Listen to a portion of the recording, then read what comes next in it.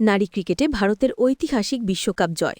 ভারতীয় ক্রিকেট যেন এক অনন্য স্বপ্নযাত্রায় রয়েছে। পুরুষ দলে ২০২৪ সালে টি-20 বিশ্বকাপ জয় এবং পরের বছর চ্যাম্পিয়ন্স ট্রফি জয়ের পর এবার নতুন ইতিহাস গড়ল ভারতের নারী দল।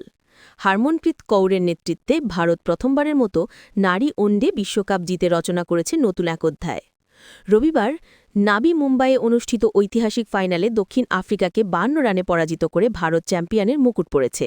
নারী ওয়ানডে বিশ্বকাপের ফাইনালে এটি ছিল দুই দলেরই প্রথম মুখোমুখি শিরোপা লড়াই।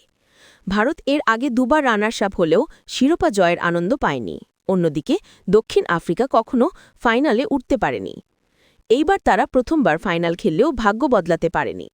ম্যাচের শুরুতে বৃষ্টির বাধায় কিছুটা বিলম্ব হয়, তবে তা ভারতের গতি থামাতে পারেনি। টস জিতে ব্যাটিংয়ে নেমে ভারত নির্ধারিত ৫০ ওভারে তোলে ২৯৮ রান, যা নারী বিশ্বকাপ ফাইনালের ইতিহাসে দ্বিতীয় সর্বোচ্চ দলীয় সংগ্রহ।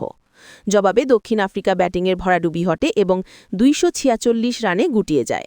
তাদের সর্বোচ্চ সংগ্রাহক ছিলেন লরা উলভার্ট, যিনি ৯৮ বলে করেন দুর্দান্ত ১০১ রান। তবে বাকিদের ব্যর্থতায় জয় অধরাই থেকে যায়।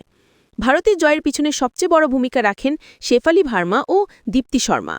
ইনজুরির কারণে শেষ মুহূর্তে দলে জায়গা পাওয়া শেফালি ফাইনালে খেলেন ৮৭ রানে অসাধারণ ইনিংস এবং বল হাতে নেন ২টি উইকেট, যা তাকে ম্যাচের অন্যতম নায়ক করে তোলে।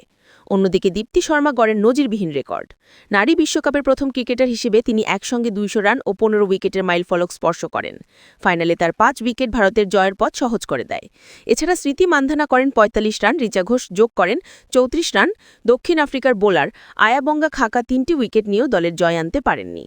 দক্ষিণ আফ্রিকার হয়ে উলভার্টের ইনিংস ছিল অনন্য। তিনি সেমিফাইনাল ও ফাইনালে পরপর সেঞ্চুরি করা দ্বিতীয় নারী ক্রিকেটার। এর আগে একমাত্র এই কীর্তি ছিল অস্ট্রেলিয়ার অ্যালিসা হিলির। কিন্তু দলের অন্য সদস্যদের ব্যর্থতা তার ইনিংসকে সান্ত্বনা ছাড়া কিছু দিতে পারেনি।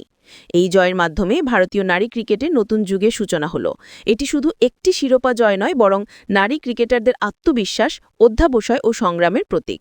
হারমনপ্রীত কৌরের নেতৃত্বে ভারতের এই অর্জন প্রমাণ করে স্বপ্ন দেখলে তা পূরণ করাও সম্ভব।